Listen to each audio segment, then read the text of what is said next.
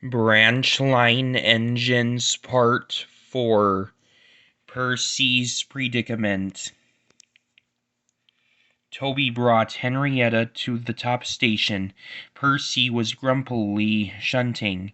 "Hello, Percy," he said. "I see Daisy's left the milk again." "I'll have to make a special journey with it, I suppose," grumbled Percy. "Anyone would think I'd nothing to do." Toby pondered the problem. "Tell you what," he said at last. "I'll take the milk. You fetch my trucks." Their drivers and the station master agreed, and both engines set off. They thought it would be a nice change. Percy trundled away to the quarry. He had never been there before. It's steep. It's steep. It's steep, he thought, but I can manage. Trucks don't dare to play tricks on me now. He marshaled them in a lordly way.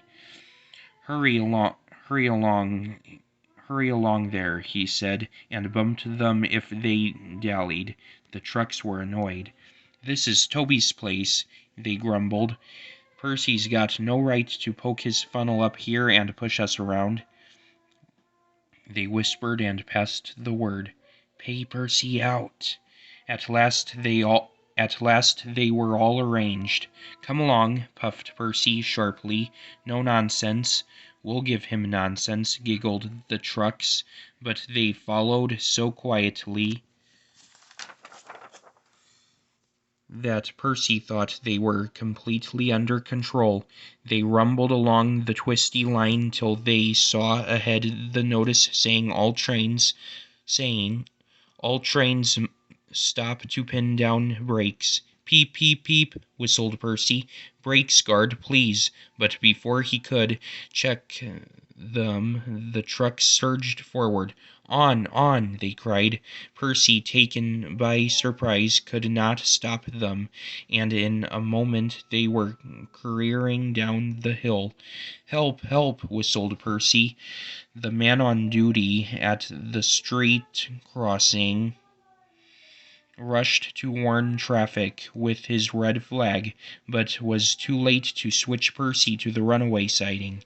A slow-moving cockerel lost his tail feathers as Percy thundered across, but Percy couldn't bother with him. He had other things to worry about. Frantically trying to grip the rails, he slid past. "Peep, peep, peep, look out," he whistled. His driver and fireman jumped clear. Percy shut his eyes and waited for the end. At the end of the yard there are sheds where workmen shape rough stone brought from the quarry. Then they load it into trucks, which are pulled to another siding out of the way. A train of these stood here when Percy came slithering down. The guard had left his van. He was talking to the station master. They heard frantic whistling and a splintering crash. They rushed from the office. The brake van was in smithereens. Percy, still whistling fit to burst, was perched on a couple of trucks, while his own trucks were piled up behind him.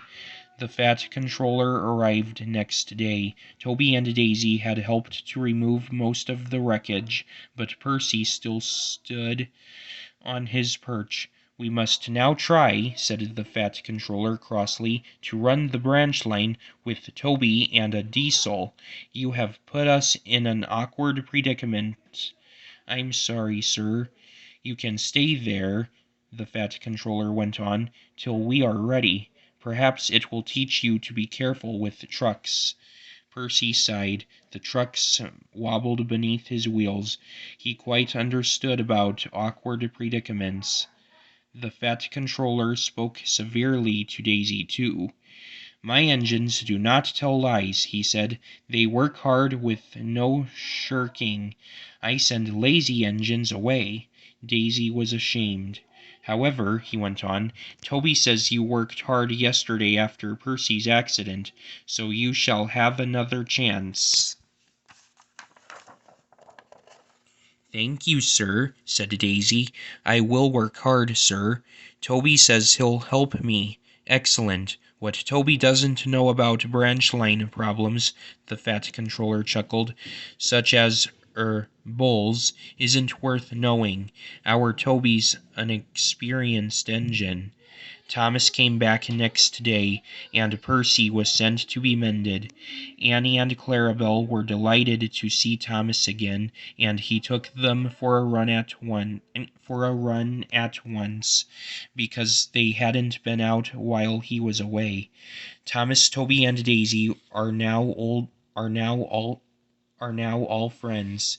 Daisy often takes the milk for Thomas, and when Toby is busy, she takes Henrietta.